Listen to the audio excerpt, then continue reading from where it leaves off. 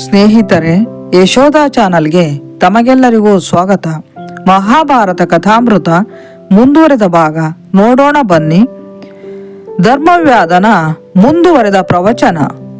ಮಾನವನ ಮನಸ್ಸು ಮೊದಲು ಲೌಕಿಕ ಜ್ಞಾನವನ್ನು ಬಯಸುತ್ತದೆ. ಲೌಕಿಕ ಜ್ಞಾನವು ಲೌಕಿಕ ಸುಖಭೋಗಗಳಿಗೆ ದಾರಿ ಮಾಡಿಕೊಡುತ್ತದೆ. ಪಂಚೇಂದ್ರಿಯಗಳು ಕಣ್ಣು, ಕಿವಿ, ನಾಲಿಗೆ, ಮೂಗು ಮತ್ತು ಚರ್ಮ ತಮ್ಮ ತೃಪ್ತಿಯನ್ನು ಬಯಸುತ್ತವೆ. ಬಯಕೆಗಳು ದ್ವೇಷ ಮತ್ತು ಪ್ರೀತಿಗೆ ಕಾರಣವಾಗುತ್ತವೆ. ಅವುಗಳಿಂದ ಕಡುಕೋಪ ಹುಟ್ಟುತ್ತದೆ.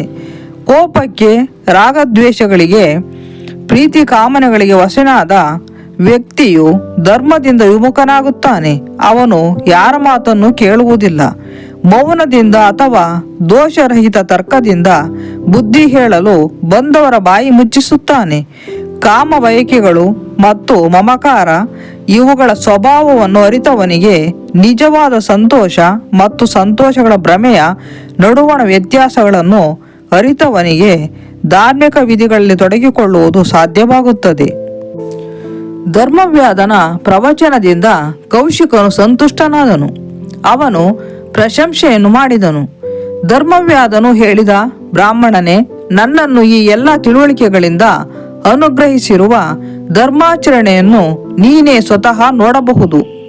ಕೌಶಿಕನು ಧರ್ಮವ್ಯಾಧನೊಂದಿಗೆ ಅವನ ಮನೆಯೊಳಕ್ಕೆ ಪ್ರವೇಶಿಸಿದನು. ದೈವಾನುಗ್ರಹದಿಂದ ಕೂಡಿದ ಸೊಗಸಾದ ಮನೆ.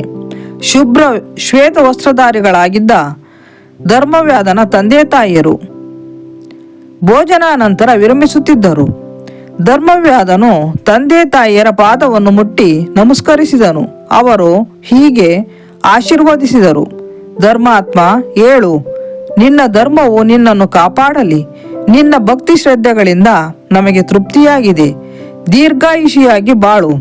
ನಮ್ಮ ದೇಹ ಮನಸ್ಸುಗಳಿಗೆ ಯಾವುದೇ ಬಗೆಯ ತೊಂದರೆಗಳುಂಟಾಗದ ರೀತಿಯಲ್ಲಿ ನೀನು ನಮ್ಮ ಆರೈಕೆ ಮಾಡಿರುವೆ. ಕಾಯ, ವಾಚ, ಮನಸ ನೀನು ನಮ್ಮ ಸೇವೆಗೆ ಬದ್ಧನಾಗಿರುವೆ. ಧರ್ಮವ್ಯಾಧನು ತಂದೆ ತಾಯಿಯರಿಗೆ ಕೌಶಿಕನ ಪರಿಚಯ ಮಾಡಿಕೊಟ್ಟನು. ಅವರು ಎದ್ದು ನಿಂತು ಗೌರವದಿಂದ ಅವನನ್ನು ಸ್ವಾಗತಿಸಿದರು. ಬ್ರಾಹ್ಮಣನು ಅವರ ಯೋಗಕ್ಷೇಮ ವಿಚಾರಿಸಿದನು. ಧರ್ಮವ್ಯಾಧನು ಕೌಶಿಕನಿಗೆ ಹೀಗೆ ಹೇಳಿದನು, ಮಹಾಬ್ರಾಹ್ಮಣನೇ, ಇವರು ನನ್ನ ಮಾತಾಪಿತರು. ನನಗೆ ಇವರನ್ನು ಬಿಟ್ಟರೆ ಬೇರಾವ ದೇವರು ತಿಳಿಯದು. ದೇವರಿಗೆ ಸಲ್ಲಿಸಬೇಕಾದ ಭಕ್ತಿ ಮತ್ತು ಪೂಜೆ ಪುರಸ್ಕಾರಗಳನ್ನು ನಾನು ನನ್ನ ತಂದೆ ತಾಯಿಯರಿಗೆ ಸಲ್ಲಿಸುತ್ತೇನೆ. ನನ್ನ ಪತ್ನಿ, ನನ್ನ ಮಕ್ಕಳು, ಬಂಧು ಬಾಂಧವರು, ನನ್ನ ಬದುಕು ಹೀಗೆ ಸಮಸ್ತವು ತಂದೆ ತಾಯಿಯರ ಸಲುವಾಗಿಯೇ ಇರುವಂತಹದ್ದು. ನಾನು ಅವರಿಗೆ ಮಜ್ಜನ ಮಾಡಿಸುತ್ತೇನೆ, ಕಾಲನ್ನು ಒತ್ತುತ್ತೇನೆ, ಸಕಾಲದಲ್ಲಿ ಊಟ ಮಾಡಿಸುತ್ತೇನೆ.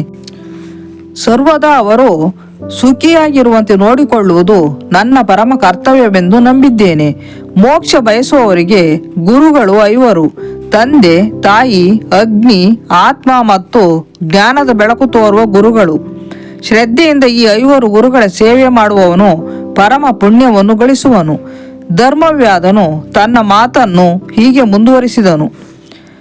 ವಿಪ್ರೋತ್ತಮನೇ, ನೋಡು, ತಂದೆ ತಾಯಿಗಳ ಸೇವೆಯ ತಪಸ್ಸಿನ ಈ ಫಲವನ್ನು ಗಮನಿಸು. ಇದು ನನಗೆ ದಿವ್ಯ ದೃಷ್ಟಿಯನ್ನು ನೀಡಿದೆ. ಇದನ್ನು ನಿನಗೆ ನಾನು ಬೋಧಿಸಲೆಂದೇ ಉದ್ದೇಶದಿಂದಲೇ ಪತಿವ್ರತೆಯಾದ ಆ ಧರ್ಮಿಷ್ಠ ಮಹಿಳೆ ನಿನ್ನನ್ನು ಇಲ್ಲಿಗೆ ಕಳುಹಿಸಿರುವುದು. ತಂದೆ ತಾಯಿಯ ಸೇವೆಯು ಒಂದು ತಪಸ್ಸಿದ್ದಂತೆ. ನಿನಗೆ ಯಾವುದು ಒಳಿತು ಎಂಬುದನ್ನು ನಾನು ತಿಳಿಸುತ್ತೇನೆ, ಕೇಳು. ನೀನು ವೃದ್ಧ ಮಾತಾಪಿತರ ಅನುಮತಿ ಪಡೆಯದೆ ಮನೆಯನ್ನು ತ್ಯಜಿಸಿ ಬಂದಿದ್ದೀಯೆ.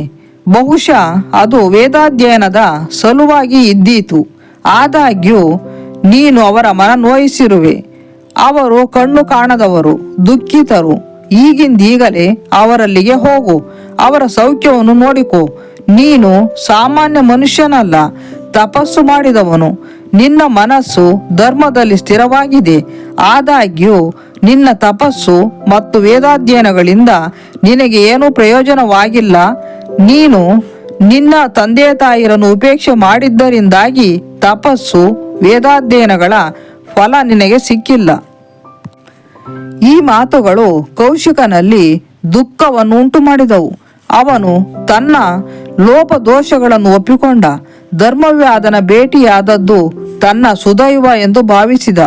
ಅನಂತರ ಕೌಶಿಕನು ತಾನು ಧರ್ಮವ್ಯಾಧನನ್ನು ಜನ್ಮತಃ ಬೇಡನಾದರೂ ಬ್ರಾಹ್ಮಣನೆಂದೇ ಪರಿಗಣಿಸಿರುವುದಾಗಿ ತಿಳಿಸಿದನು. ಧರ್ಮವ್ಯಾಧನು ನುಡಿದ, ವಿವೇಕದಿಂದ ಮಾತ್ರ ಮನುಷ್ಯನು ಮನೋರೋಗಗಳನ್ನು ಗುಣಪಡಿಸಿಕೊಳ್ಳಲು ಸಾಧ್ಯ. ಬದುಕಿನಲ್ಲಿ ಸುಖ ದುಃಖಗಳು ಪರ್ಯಾಯವಾಗಿ ಬರುತ್ತವೆ. ಇವುಗಳ ಪ್ರಕ್ರಿಯೆಗಳಿಂದ ಯಾರೂ ಮುಕ್ತರಲ್ಲ. ಸುಖ ಬಂದಾಗ ಅಹಂಕಾರದಿಂದ ಉಬ್ಬಿ ಹೋಗಬಾರದು. ವಿವೇಕಿಗಳಾದವರು ಯಾವಾಗಲೂ ಸಂತೋಷದಿಂದಿರುತ್ತಾರೆ, ಏಕೆಂದರೆ ಅವರು ಕಳೆದುಕೊಂಡುದಕ್ಕೆ ಕೊರಗುವುದಿಲ್ಲ ಅಥವಾ ಏನಾದರೂ ಕೂಡಿ ಬಂದಾಗ ಹಿಗ್ಗುವುದಿಲ್ಲ.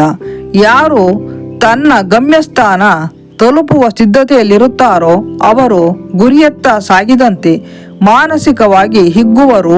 ಸುದೀರ್ಘ ಪಯಣಕ್ಕಾಗಿ ಅವರು ವಿಷಾದಿಸುವುದಿಲ್ಲ. ಮೋಕ್ಷ ನಮ್ಮ ಗಮ್ಯಸ್ಥಾನವಾಗಬೇಕು, ಗುರಿಯಾಗಬೇಕು. ಈ ಹಾದಿಯಲ್ಲಿ ನಡೆಯುವಾಗ ಮಾರ್ಗ ಮಧ್ಯೆ ಘಟಿಸುವ ಎಲ್ಲ ಕಷ್ಟ ಕೋಟಲೆಗಳನ್ನು ಧೈರ್ಯವಾಗಿ ಎದುರಿಸಬೇಕು. ಗುರಿ ತಲುಪಿದಂತೆ ಸಂತೋಷ ಪಡಬೇಕು. ಬಡತನದಿಂದಾಗಿ ಅಥವಾ ಕೆಳಜಾತಿಯಲ್ಲಿ ಹುಟ್ಟಿದ್ದಕ್ಕಾಗಿ ಅಥವಾ ಶಿಕ್ಷಣ ಪಡೆಯಲಿಲ್ಲ ಎಂಬುದಕ್ಕಾಗಿ ಅಸಮಾಧಾನಗೊಳ್ಳುವುದು, ಚಡಪಡಿಸುವುದರಿಂದ ಏನೂ ಪ್ರಯೋಜನವಿಲ್ಲ. ಈ ಬಗೆಯ ಸಿಟ್ಟು ಸೆಡವುಗಳೆಲ್ಲ ನಿಷ್ಫಲಕಾರಿ. ತನ್ನ ಪರಿಸ್ಥಿತಿಯನ್ನು ಕುರಿತು ಧ್ಯಾನಸ್ಥನಾಗಿ ಚಿಂತಿಸುವುದು, ಮುಂದೆ ನಡೆಯಬೇಕಾದ ದಾರಿಯನ್ನು ಕಂಡುಕೊಳ್ಳುವುದು ವಿವೇಕದ ಮಾರ್ಗವಾದೀತು. ಕೌಶಿಕ ಮತ್ತು ಧರ್ಮವ್ಯಾಧರಿಬ್ಬರಿಗೂ ಪರಸ್ಪರ ಭೇಟಿಯಿಂದ ಸಂತೋಷವಾಗಿತ್ತು. ಅವರು ಪರಸ್ಪರ ಬೀಳ್ಕೊಂಡರು. ದ್ರೌಪದಿ ಮತ್ತು ಸತ್ಯಭಾಮೆ. ಒಂದು ಮುಂಜಾನೆ ಪಾಂಡವರು ಮತ್ತು ಬ್ರಾಹ್ಮಣರು ತಮ್ಮದೇ ಆದ ಸಂವಾದದಲ್ಲಿ ತೊಡಗಿದ್ದರು. ಇತ್ತ ದ್ರೌಪದಿ ಸತ್ಯಭಾಮಿಯರು ಪ್ರತ್ಯೇಕವಾಗಿ ಕುಳಿತು ಮಾತುಕತೆಯಾಡುತ್ತಿದ್ದರು. ಅವರಿಬ್ಬರು ಬಹಳ ವರ್ಷಗಳ ನಂತರ ಭೇಟಿಯಾಗಿದ್ದರು. ಹೀಗಾಗಿ ಸರಸ ಸಂಭಾಷಣೆಯಲ್ಲಿ ನಿರತರಾಗಿದ್ದರು. ಅವರ ಸಂಭಾಷಣೆಯಲ್ಲಿ ಹಲವಾರು ವಿಷಯಗಳು ಬಂದು ಹೋದವು. ಸತ್ಯಭಾಮಿಯು ಕೇಳಿದಳು, ದ್ರೌಪದಿ, ನಿನ್ನ ಗಂಡಂದಿರು ಮಹಾಪುರುಷರು, ಶೂರರು, ಸ್ಫುರದ್ರೂಪಿಗಳು ಮತ್ತು ದೇವತಾ ಸಮಾನರು. ಅವರೆಲ್ಲರೂ ಹೇಗೆ ನಿನ್ನಲ್ಲಿ ಸಮಾನ ಪ್ರೀತಿಯನ್ನು ಹೊಂದಿದ್ದಾರೆ? ಅವರಾದರೂ ಎಂದೂ ನಿನ್ನ ಇಷ್ಟಕ್ಕೆ ವಿರುದ್ಧವಾಗಿ ನಡೆದುಕೊಳ್ಳುವವರಲ್ಲ ಮತ್ತು ನಿನ್ನಲ್ಲಿ ಎಂದೂ ಅಸಮಾಧಾನಗೊಂಡವರಲ್ಲ. ನೀನು ನಿನ್ನ ಆಕಾಂಕ್ಷೆಗಳನ್ನು ವ್ಯಕ್ತಪಡಿಸದೆಯೇ ನಿನ್ನ ಮುಖವನ್ನು ನೋಡಿಯೇ ನಿನ್ನ ಇಷ್ಟಗಳನ್ನು ಅವರು ಅರ್ಥ ಮಾಡಿಕೊಳ್ಳುತ್ತಾರೆ. ದ್ರೌಪದಿ, ನೀನು ಏನಾದರೂ ಧಾರ್ಮಿಕ ವ್ರತ ಅಥವಾ ತಪಸ್ಸುಗಳನ್ನು ಮಾಡಿದ್ದೀಯಾ? ಯಾವುದಾದರೂ ಪವಿತ್ರ ಮಂತ್ರಗಳು ನಿನಗೆ ಇಂತಹ ಶಕ್ತಿಯನ್ನು ನೀಡಿವೆಯೇ? ಅಥವಾ ನೀನು ಸ್ನಾನ ಮಾಡುವಾಗ ಯಾವುದಾದರೂ ವಿಶೇಷ ಗಿಡಮೂಲಿಕೆಗಳನ್ನು ಬಳಸುವೆಯಾ? ಅಥವಾ ಕಾಮಶಾಸ್ತ್ರವು ನಿನಗೆ ಸಹಾಯ ಮಾಡಿದೆಯೇ? ಅಥವಾ ಸಮ್ಮೋಹನ ವಿದ್ಯೆಯು ನಿನಗೆ ಕರಗತವಾಗಿದೆಯೇ?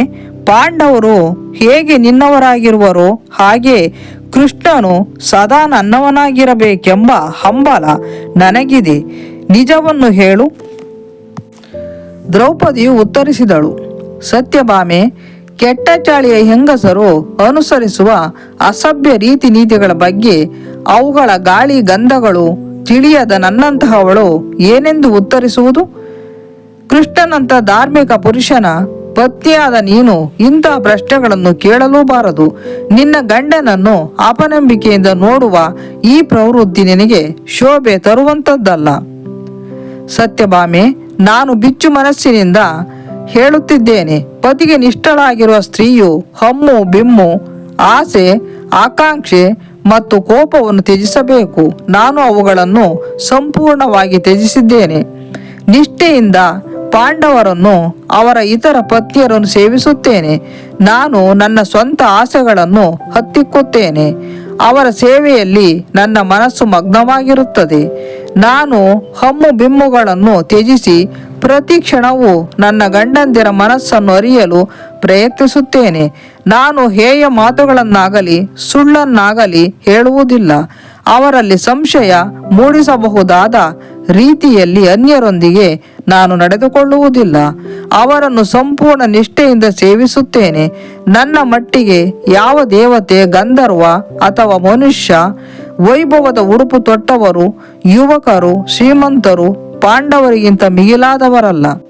ನನ್ನ ಗಂಡಂದಿರ ಕೆಲಸ ಮಾಡಲು ಸೇವಕರಿದ್ದರೂ ಅವರಿಗೆ ಅದನ್ನು ಮಾಡಲು ಬಿಡದೆ ನಾನೇ ಮಾಡುತ್ತೇನೆ. ಸೂಕ್ತವಾದ ಸಂದರ್ಭಗಳಲ್ಲಿ ಮಾತ್ರ ನಾನು ನಗುತ್ತೇನೆ. ನನ್ನ ಗಂಡಂದಿರಿಂದ ದೂರವಿರಲು ನಾನು ಇಚ್ಛಿಸುವುದಿಲ್ಲ. ಅವರು ಏನನ್ನು ತ್ಯಜಿಸುವರೋ ಅದನ್ನು ನಾನೂ ಬಿಟ್ಟು ಬಿಡುತ್ತೇನೆ. ನಾನು ಎಲ್ಲ ವಿಷಯಗಳಲ್ಲೂ ಕುಂತಿ ದೇವಿಯ ಮಾರ್ಗದರ್ಶನವನ್ನು ಸಂಪೂರ್ಣವಾಗಿ ಪಾಲಿಸುತ್ತೇನೆ. ಆಹಾರ, ಬಟ್ಟೆ ಬರೆ, ಆಭರಣಗಳು, ಈ ಯಾವ ವಿಷಯದಲ್ಲೂ ನಾನು ಗಂಡಂದಿರ ಮನಸ್ಸು ನೋಯುವಂತೆ ನಡೆದುಕೊಳ್ಳುವುದಿಲ್ಲ. ಕುಂತಿಯ ಬೇಕು ಬೇಡಗಳೆಲ್ಲವನ್ನು ನಾನೇ ನೋಡಿಕೊಳ್ಳುತ್ತೇನೆ. ಕುಂತಿಯು ಉಡುವುದಕ್ಕಿಂತ ಭಾರಿಯಾದ ಸೀರೆಗಳನ್ನು ನಾನು ಉಡುವುದಿಲ್ಲ. ಕುಂತಿಯ ಮನಸ್ಸಿಗೆ ನೋವಾಗದಂತೆ ಎಲ್ಲ ವಿಷಯದಲ್ಲೂ ಕಾಳಜಿ ವಹಿಸುತ್ತೇನೆ. ಸತ್ಯಭಾಮೆಗೆ ದ್ರೌಪದಿಯ ಮಾತುಗಳನ್ನು ಕೇಳಿ ಸಂತೋಷವಾಯಿತು. ನಾನು ಸುಮ್ಮನೆ ಹಾಸ್ಯಕ್ಕಾಗಿ ಮಾತನಾಡಿದ್ದಷ್ಟೇ, ಆತ್ಮೀಯ ಗೆಳತಿಯ ಜೊತೆ ಮಾತನಾಡುವಂತೆ ಎಂದು ಸತ್ಯಭಾಮೆ ತನ್ನ ಮಾತುಗಳಿಗೆ ವಿವರಣೆ ನೀಡಿದಳು. ಮಹಾಭಾರತ ಮುಂದುವರಿಯಲಿದೆ. ಯಶೋಧ ಚಾನಲ್ಗೆ ಸಬ್ಸ್ಕ್ರೈಬ್ ಮಾಡಿ, ಶೇರ್ ಮಾಡಿ, ಲೈಕ್ ಮಾಡಿ, ಕಮೆಂಟ್ ಮಾಡಿ. ಧನ್ಯವಾದಗಳು.